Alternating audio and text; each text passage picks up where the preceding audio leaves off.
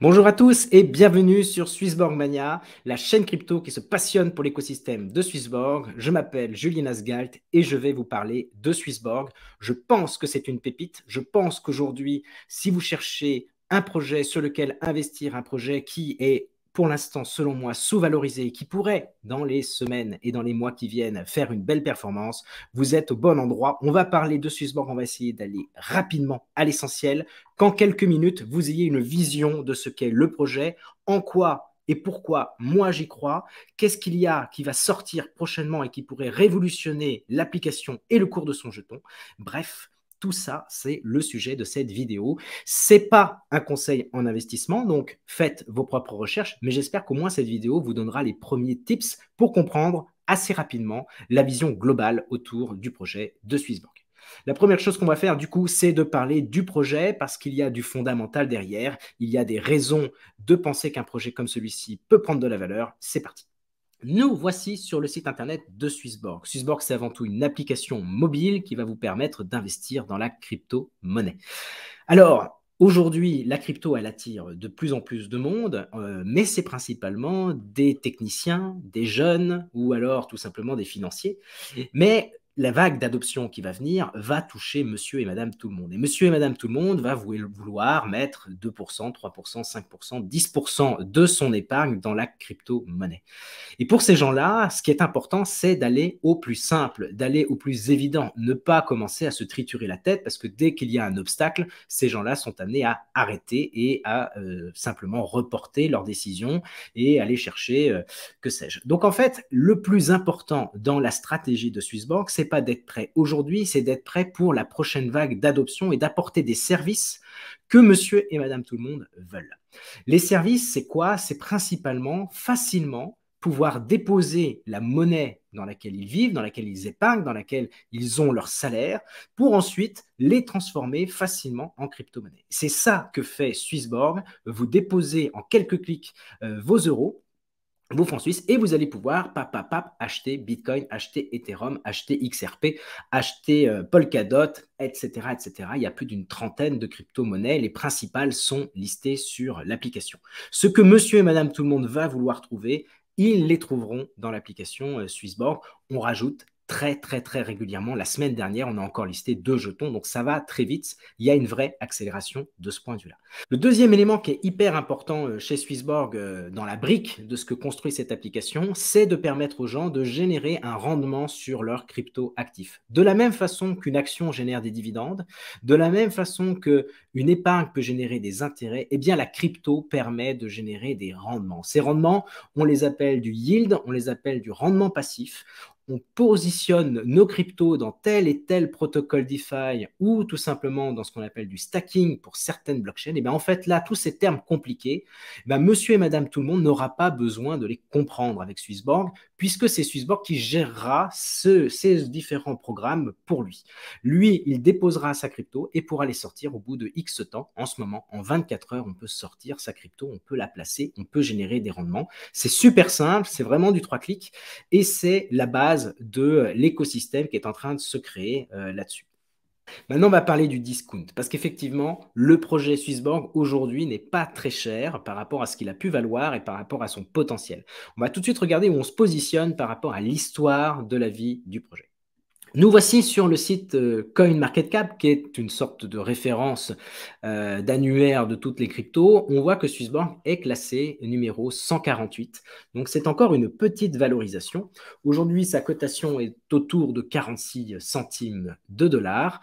Et le projet, lui, a connu effectivement une longue phase d'aplat avant de pouvoir finalement décoller à partir du mois de mars. On était à 1,7 centime de l'année 2020 pour monter très vite à 13-14 centimes. C'était le lancement de cette application. Ensuite, vous avez eu une très belle poussée quand notamment Bitcoin était en train de franchir ses plus hauts historiques. Et puis ensuite, on a eu un essoufflement parce que effectivement, des propositions qui étaient faites par Swissborg ont tardé à sortir. Donc évidemment, quand un projet tarde à faire ses sorties, ça pénalise un petit peu le cours. Il n'y a plus ce sentiment-là, ça sort. Et c'est ça qui m'intéresse aujourd'hui, c'est qu'on voit que par rapport à un prix maximal qu'on a pu toucher autour des 1,50 $, 1,60 $, Ça dépend si on a plus ou moins une complète vision voilà, sur la journée des plus hauts. On cote 45-46 centimes, ça veut dire qu'on cote 3 fois moins cher. Donc aujourd'hui, vous avez un discount de près de 60-70% par rapport au plus haut historique. Donc ça, c'est très intéressant. Ça veut dire que simplement revenir au plus haut nous ferait faire un x3. Donc ça, c'est très intéressant. Donc le projet, vous voyez, est aujourd'hui dans ces niveaux-là. Il y a un petit rebond sur ces dernières semaines. C'est à mettre en lien avec ce qu'on va voir dans un instant avec la roadmap. L'autre élément que je veux dire, c'est qu'on est 148e. Et si je me mets sur CoinMarketCap de manière classique un petit peu, et que je cherche à savoir quelles sont les capitalisations, des projets un petit peu concurrents. Vous voyez que par exemple, Crypto.com avec son Chronos est classé 18e. Ils ont une valorisation de 12 milliards d'euros quand Swissborg à peu près vaut 450 millions de dollars. Donc, vous voyez, vous êtes à peu près à un ratio x10, x3, x30. Donc, il y a potentiellement un beau multiple à générer sur le projet Swissborg, surtout que ce qui va attirer les utilisateurs vers la plateforme Swissborg, c'est quoi? C'est le retour de Bitcoin dans une tendance haussière marquée. Aujourd'hui, Bitcoin, eh bien, si on se met sur une longue période, eh bien, vous connaissez probablement les chiffres. On est ici dans un moment potentiellement de retournement, mais le gros de la masse adoption viendra quand Bitcoin refranchira les 50 000 dollars, quand Bitcoin refranchira son ATH et qu'il ira taper les 80 000, 90 000, 100 000 dollars. Là, à ce moment-là, la narrative dans les réseaux sociaux et surtout dans les médias traditionnels va commencer à dire et Bitcoin est en train de franchir un nouvel ATH. Et à ce moment-là, monsieur, madame, tout le monde voudra investir dans la crypto comme ça s'est fait lors des précédentes vagues. Comme ici en 2017, ça a commencé à toucher plus de monde. En 2020, en 2021, là aussi, ça a touché plus de monde. Et c'est comme ça, en fait, que la crypto, d'une manière générale, grandit. C'est parce que les réseaux sociaux et d'une manière générale, les médias commencent à en parler et ça attire de plus en plus de monde. Et donc, ces gens-là voudront une solution simple parce que, entre guillemets, les hardcore, les personnes qui sont déjà dans l'écosystème aujourd'hui, eh ben, étaient attirées par la complexité, ce qui ne sera pas le cas des prochaines vagues d'adoption. Ils ne voudront pas rentrer dans une appli illisible, dans une appli où il faut commencer à maîtriser un carnet d'ordre, dans laquelle il faut gérer tout ça. Et c'est là la force, c'est la simplicité, c'est la sécurité, c'est la sérénité quand les gens font les choses. Ne pas avoir des bloqueurs dès qu'on commence à vouloir faire quelque chose, de revenir en arrière, etc. Non, il faut que ce soit simple, il faut que ce soit efficace, parce que c'est ce que la majorité des gens veulent.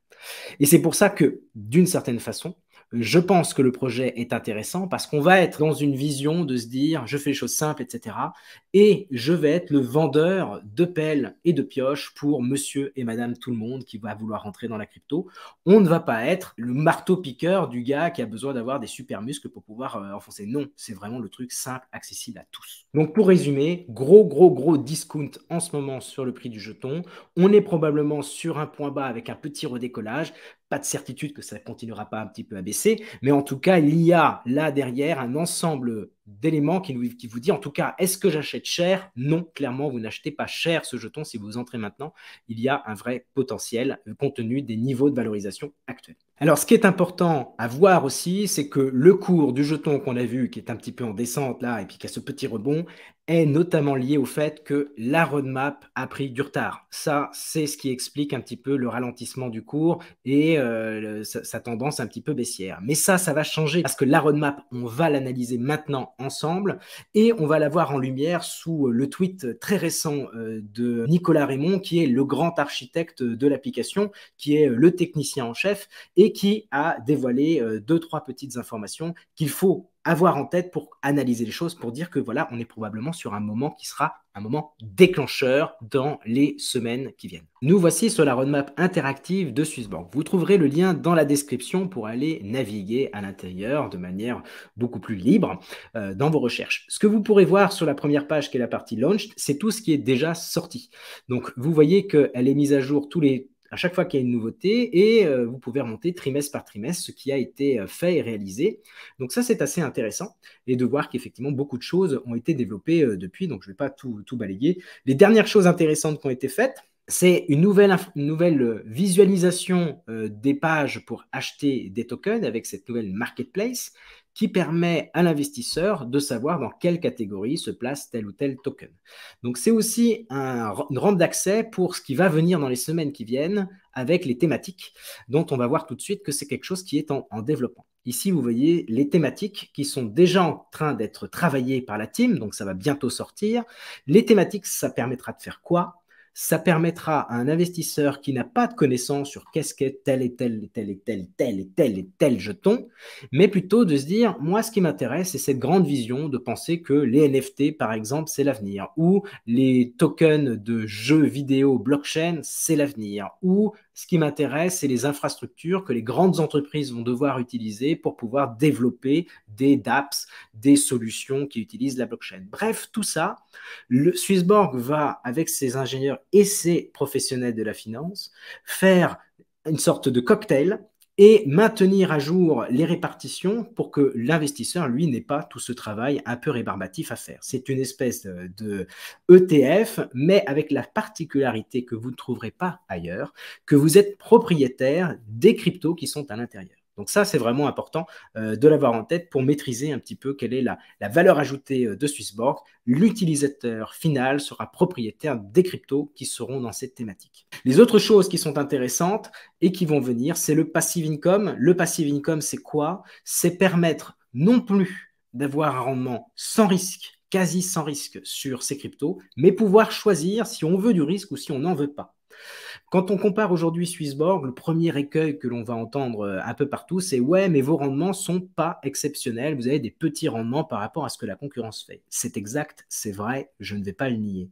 La raison pour laquelle il y a des petits rendements, c'est parce qu'il y a un risque qui est très faible dans la stratégie qui a été sélectionnée. C'est-à-dire qu'on ne souhaite pas aujourd'hui chez Swissborg faire courir des risques aux utilisateurs. On va sur ce qu'on appelle des protocoles AAA, des protocoles très prudents. Cela va changer. Mais cela ne va pas changer pour tout le monde, cela va changer pour ceux qui choisiront d'aller sur des protocoles plus risqués.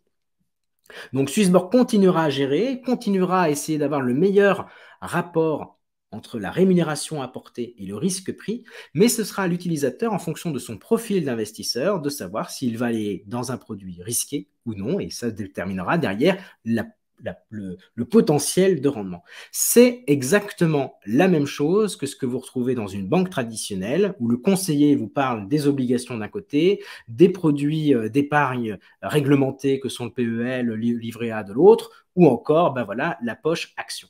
Donc ça, c'est très intéressant et c'est comme ça qu'il faut comprendre le projet de Swissborg, c'est qu'on est en train de recréer des outils dans la boîte à outils qui vont permettre à monsieur et madame tout le monde de constituer par briques leur patrimoine crypto avec des risques plus ou moins importants.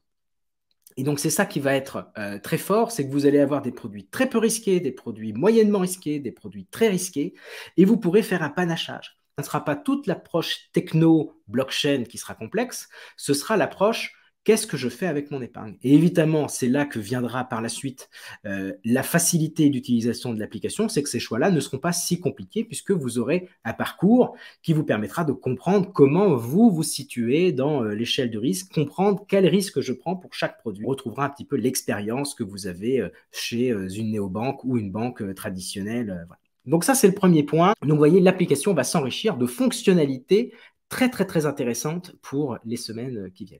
L'autre élément qui, pour moi, est vraiment fort, c'est ce côté adoption. Et ça, vous le savez, ce qui compte dans un projet, c'est sa capacité à attirer de plus en plus d'utilisateurs. Ce qui est fort, c'est qu'on a l'application aujourd'hui en anglais, en français, et ce sera bientôt en allemand. Je ne vous cache pas que dans la roadmap très lointaine, il y a aussi l'espagnol, l'italien, il y a d'autres langues qui vont venir et qui va permettre à tout un chacun de rentrer de plus en plus dans cet univers-là.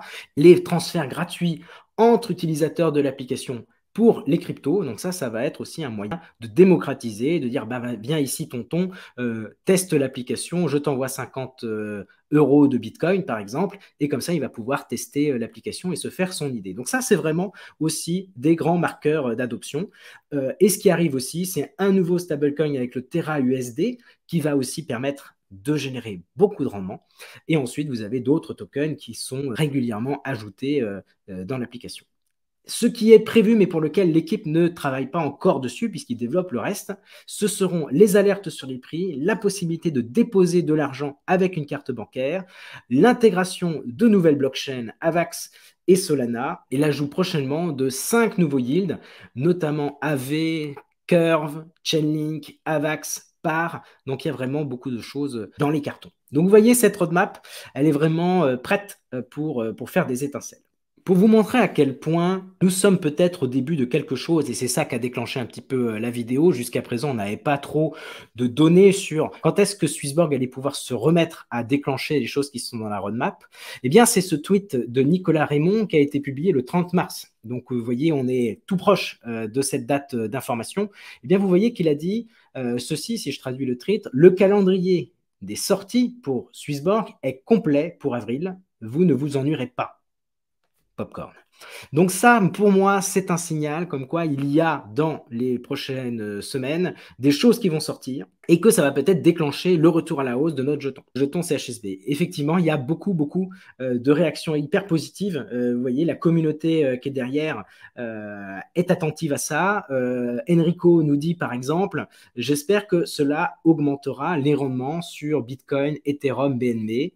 Et Nicolas, qui est le chef informatique, nous dit « Cela fera partie d'une plus grande mise à jour qui arrivera avant l'été. » On est dessus. La communauté est hyper enthousiaste par rapport à ça. Quand on n'est pas dans le projet, c'est le genre d'information qu'on passe au travers, parce que quand quelqu'un qui est comme ça et qui s'appelle Nicolas Raymond et qui a 898 followers, on peut passer facilement à côté de l'info, alors qu'en fait, elle est capitale pour celui qui suit le projet. Il comprend là, derrière ça, toute l'implication qu'il y a potentiellement derrière. Alors, une fois qu'on a parlé du projet Swissborg, qu'on a vu que le prix était très peu cher, qu'on a constaté que la roadmap était pleine et qu'elle allait rapidement sortir, en tout cas beaucoup de choses pour le mois d'avril, on peut s'intéresser à la supply. Qu'est-ce qu'on peut savoir sur cette supply? Donc pour ça, on va aller sur le site internet de Swissborg et on va se rendre tout de suite sur le token CHSB. On va en parler vite fait pour que vous sachiez à peu près à quoi il sert ce jeton. Il sert à plein de choses. C'est un jeton multi-utilitaire. La première raison pour laquelle vous allez pouvoir acheter ce jeton, c'est de générer des rendements dessus. C'est un système assez innovant qui fait qu'en fait, vous allez avoir un grand intérêt à acheter vos premiers jetons Swissborg. Comment ça se passe? Eh bien, en fait, quand vous achetez vos jetons, vous irez sur le site internet, vous verrez qu'il y a une explication assez bien faite du projet, mais c'est que plus vous êtes dans un petit niveau, avec un peu de jetons, vous allez avoir des gros rendements. Les rendements, vous voyez, vont être progressifs. Si j'ai par exemple 100 jetons, je vais gagner du 12,37% de rendement sans même être premium. Plus je serai premium, plus vous verrez que les taux augmentent et vous pouvez atteindre hypothétiquement, là, en ce moment, du 25% quasiment si vous êtes Genesis. Mais vous voyez, plus on va monter, en fait, avec une quantité de jetons, plus, en fait, vous allez remplir un deuxième SAS. Le premier, lui, son taux ne varie pas. C'est simplement qu'une fois que vous avez plus de jetons que pour remplir le premier SAS, vous entrez dans le deuxième et le deuxième a un taux qui est différent. Et ce taux, vous voyez, il passe à 4,63. Donc, en fait, les 2000 premiers jetons, c'est ce qui rapporte le plus. Mais ce qui est fort, c'est que vous pouvez, au bout d'un moment, vous dire je vais basculer à un premium, un niveau supérieur d'engagement. Et là, ça va vous booster vos rendements. C'est ce que je vais vous montrer tout de suite avec le premium ici. C'est une des utilités cœur du projet. Comment ça marche? En fait, c'est assez simple. Un utilisateur peut décider de bloquer pendant une durée d'1 an ses jetons et dès lors qu'il les a bloqués, dès le début, tout de suite, il va avoir des avantages dans l'application. Les avantages, c'est quoi? C'est une réduction sur les frais de transaction qu'il y a dans l'application et c'est un boost de ses rendements. Ça veut dire deux choses. Ça veut dire que si vous êtes quelqu'un qui fait beaucoup de transactions, vous allez avoir intérêt à passer premium pour économiser au quotidien. Et le deuxième élément, c'est si vous commencez à avoir un patrimoine crypto qui devient important et que vous les mettez dans les yields, vous allez avoir un bonus de rendement. Vous voyez que par exemple, Bitcoin, au lieu d'avoir du 0,3% en ce moment, vous pouvez atteindre du 0,45 ou du 0,53, voire du 0,6. Donc ça, c'est assez fort parce que ça va vous encourager, une fois que vous avez fait la démarche de passer premium, à rapatrier vos actifs dans l'application. Aujourd'hui, les taux sont ce qu'ils sont. Ils ne sont pas hyper forts parce qu'en fait, on va viser la sécurité des protocoles. Comme je vous l'ai dit tout à l'heure, on va avoir une innovation dans les semaines qui viennent avec le passive income où vous pourrez probablement chercher des taux plus élevés, mais avec un risque un peu plus important également. Vous aurez un moyen de comprendre si c'est risqué, si c'est pas risqué. Beaucoup de gens ont bloqué des jetons pour ça. Il y a plus de 187 millions de jetons qui sont bloqués pour ça. C'est important, ça représente pratiquement 19% de la supply. D'ailleurs, c'est ce qu'on va regarder tout de suite. Vous avez la possibilité de suivre la circulating supply ici. Donc, vous voyez que sur ce qui a été libéré, donc ce qui a été libéré, c'est à peu près 70% de la total supply.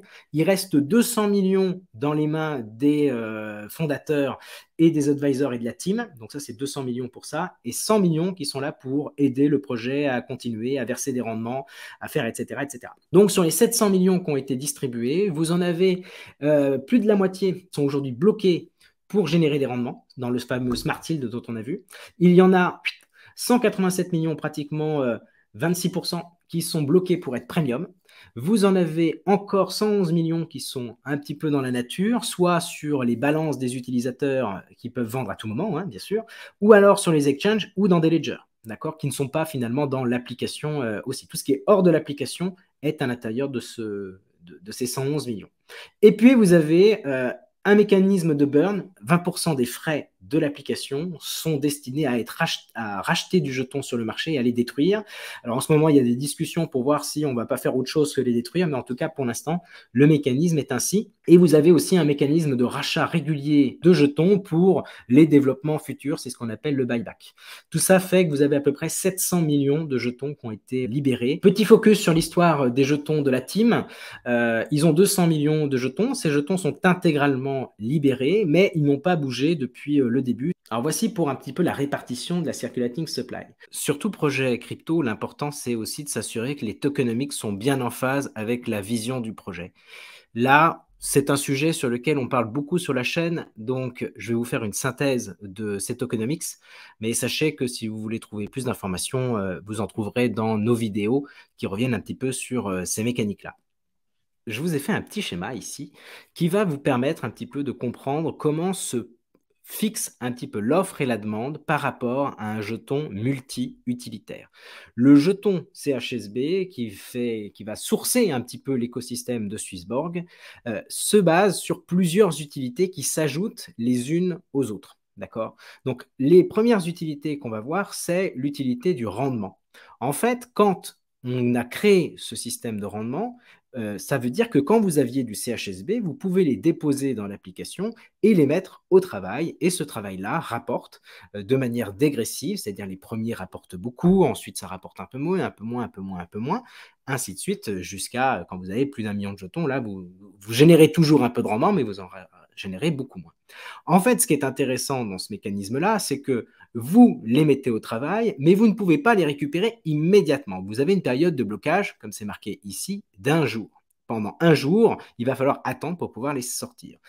C'est pas beaucoup, 1 jour de blocage, mais par contre, ça empêche beaucoup de gens de dire « Oh là là, ça monte très haut, je vends d'un coup ». Non, ils vont devoir demander de les sortir, ils sortent et après, ils peuvent les vendre. Donc, ça va réduire un petit peu les fluctuations sur la journée, en tout cas à la vente.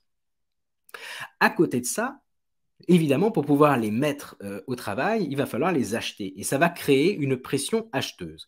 Et c'est pour ça qu'ici, vous avez le yield qui vient ici. Ce sont tous les gens qui veulent contribuer au yield et qui doivent d'abord acquérir leurs jetons. Donc, on a ces mécanismes-là, et vous allez le comprendre ensuite, à chaque fois, ça va être à peu près la même chose. On va créer une demande qui donc va renforcer le poids de la demande ici. Et à côté de ça, on va réduire l'offre disponible parce que ces jetons-là ne sont plus dans le plateau, non, ils sont déjà dans un autre récipient où là, ils restent et ils vont être mis au travail. Ce côté, j'achète quelque chose et je m'en sers, je ne suis pas là juste pour la spéculation, non, je suis là pour en faire quelque chose et donc il n'est plus accessible pour la revente immédiate. Quand on commence à avoir des actifs dans l'application, donc parce que du CHSB, mais pourquoi pas aussi du Bitcoin, de l'Ethereum, du BNB, etc., etc. Vous avez vu toutes les cryptos qui sont disponibles. Eh bien, vous allez avoir envie de booster votre expérience. Et là, c'est là où devient intéressant le mécanisme du premium qui va consister à bloquer une partie des jetons, non pas pour avoir du rendement, mais pour booster votre expérience. Donc, en fait, les gens vont acheter des jetons. Il y a plusieurs premiums accessibles. Il y a le premium Community qui nécessite de bloquer 2000 jetons et il y a le premium Génération qui nécessite d'en bloquer 20 000. Quand vous bloquez ces jetons-là ne rapportent pas de rendement en particulier. Par contre, ils vont booster l'expérience de tous les jetons et de toutes les choses que vous allez faire dans l'appli. C'est prévu que chaque fois qu'une nouvelle utilité arrivera, il sera intéressant d'être premium. Déjà, ça fait des réductions sur les frais. Et ça booste votre rendement. Ça booste tous les rendements, y compris les CHSB que vous avez laissés ici dans le yield. Donc, un rendement boosté de 50% quand vous êtes community et de 75% quand vous êtes génération. Donc, ça a un autre effet, évidemment, en plus de j'appauvris ici la poche de jetons disponibles et que ça crée une demande ponctuelle ici sur le marché, ça fait que plus vous avez d'actifs dans l'application, plus vous allez avoir envie de passer premium. Et le deuxième effet qui se coule, c'est que quand vous êtes premium, vous avez envie d'en tirer le plus possible. Et donc, vous allez attirer, l'application va attirer les crypto-actifs qu'un utilisateur détient par ailleurs. Chaque fois qu'on va aujourd'hui lister un nouveau jeton, ça va donner l'opportunité à quelqu'un qui les détient ailleurs de les rapatrier ici. Autre élément, il y a des mécanismes qui sont prévus dans l'écosystème de Swissborg qui fait que chaque fois qu'il y a des frais qui sont générés par l'écosystème, une partie de ces frais va être réinvestie dans le jeton CHSB et faire une pression acheteuse. Et ça va servir à quoi? Ça va servir, comme vous le voyez avec les burns et les buybacks, à acquérir du jeton et soit les brûler avec le Protect and Burn, soit les accumuler au fur et à mesure du temps pour pouvoir financer des projets futurs. C'est ce qu'on appelle le buyback, c'est ce qu'on appelle le burn. Vous l'avez compris, ça, c'est les utilités que nous avons aujourd'hui. Mais les grandes features qui nous sont annoncées dans la roadmap, c'est le passive income et les thématiques. Et je vais vous dire maintenant comment ça va impacter ici cette balance. Alors, pour les thématiques, comment ça va se passer? Eh bien, en fait, quand on va avoir un thématique, par exemple, sur les plateformes d'échange, eh bien, fatalement, on va retrouver du CHSB à l'intérieur. Donc, ça va créer une demande pour le jeton CHSB qui va se retrouver sorti de la circulating supply et qui va se retrouver dans le thématique. Ça ne va pas être des jetons qui seront dans le premium, ça ne va pas être des jetons qui seront dans le yield, donc ça ne va pas impacter ces fonctionnalités-là. Non, ça va simplement tirer vers le haut le prix du jeton. Le deuxième élément, c'est par exemple les passive income. Et bien là, c'est simple. En rendant à chacun la possibilité de choisir le risque que l'on souhaite pour ces produits, on va pouvoir attirer des gens qui sont là pour obtenir des rendements maximum en acceptant le risque qu'il y a derrière. Donc, ça va attirer des capitaux. Les capitaux qui vont se retrouver du coup placés dans les produits Swissborg, ça va générer des frais. Qui dit frais dit augmentation de la pression acheteuse sur le jeton pour le burn et le buyback. Mais ça va aussi avoir un effet, c'est que quand vous allez vouloir utiliser simplement les rendements et vous allez vous dire, mais en fait, je pourrais obtenir un rendement boosté grâce au premium, et bien certains vont acquérir du jeton simplement pour passer premium. Donc, c'est ça un petit peu la mécanique et on se retrouve avec un cercle vertueux où en fait, plus vous utilisez l'appli, plus vous avez envie de passer premium, plus vous sortez des jetons de la circulating supply et le premium, ça les sort pour 1 an de temps. Donc, en fait, vous voyez, c'est un engagement sur le long terme et donc, ça vous encourage à réutiliser l'application de plus en plus. On rajoute à ça l'adoption qui est facilitée par les multilangues qui vont être ajoutées. C'est un bon moyen de comprendre ces tokenomics. Véritablement, si vous percevez un petit peu un stock disponible qui s'effrite pour une demande qui est toujours de plus en plus importante grâce aux mécaniques d'utilisation collective de l'application ou par les comportements individuels, eh bien, vous avez compris à peu près quels sont les tokenomics, sachant que d'autres utilités vont venir. On nous parle également que le CHSB devrait être prochainement intégré dans les protocoles DeFi directement pour pouvoir ainsi emprunter en collatéralisant du CHSB, ce qui n'est pas encore possible aujourd'hui, et ça pourrait peut-être un jour être intégré directement dans l'application. Vous voyez un petit peu les perspectives futures d'un point de vue tokenomics qui sont attendues. Alors, si cette petite présentation vous a plu, que vous vous dites, tiens, ce jeton est intéressant, j'aimerais en acheter. Comment faire? Je pense que le plus simple à cet endroit-là, c'est encore d'acheter le jeton via la plateforme. D'une part, parce que ça va confirmer votre sentiment. Hein, vous allez pouvoir tester cette appli, vous dire effectivement, c'est une application grand public qui va pouvoir être utilisée par plein de monde. La rampe d'accès optimale pour quelqu'un qui veut investir facilement les revenus qu'il génère. Donc, s'il est payé en francs suisses, investir ses francs suisses, son dollar canadien, ses euros. Voilà, hein, vraiment. Et voir comment, en 3 clics, on peut effectivement mettre ses jetons dans la DeFi, hein, ses Bitcoins, ses Ethereum, etc. Donc ça sera un élément important de confirmation de ce que vous avez perçu. Et ensuite, dès que vous avez vos jetons, en fait, le plus simple, c'est encore de pouvoir mettre au travail vos CHSB. Parce que si j'étais vous, eh bien moi, je me dirais, why not, j'achète mes jetons, Je pense pas qu'il va y avoir une hausse fantastique du prix très rapidement. Il va certainement y avoir plusieurs jours de hausse. Généralement, un jeton va progresser sur plusieurs semaines, hein, quand il va rentrer dans une phase haussière. Et donc là, comme vous n'allez bloquer vos jetons que pendant 24 heures, il sera toujours temps, le moment venu, de les sortir pour profiter de la hausse et la réaliser pour aller dans d'autres choses. Donc voilà. Donc je vous invite plutôt à passer par l'application. Si vous le faites, n'hésitez pas, ne passez pas à côté de l'opportunité de gagner un ticket à gratter, parce qu'effectivement, vous pouvez gagner jusqu'à 100 € de bonus dès lors que vous utilisez ce lien et que vous passez et que vous déposez 50 € de valeur. Ça peut être des cryptos comme ça peut être des fiat. Si par contre vous préférez utiliser une plateforme de trading, on va tout de suite regarder là où on trouve le jeton CHSB. Le jeton, il est coté sur plein d'endroits. La plateforme où il y a le plus de liquidité, ça reste HitBTC. Vous avez ensuite Bitfinex et KuCoin sur lequel on a pas mal d'échanges. Huobi, c'est tout nouveau, tout beau, donc il n'y a pas encore beaucoup de volume dessus. Et vous avez Uniswap. Pour l'instant, c'est dérisoire. Vous pouvez toujours vous dire, tiens, je vais apporter de la liquidité là-bas, mais effectivement, c'est pas grand-chose.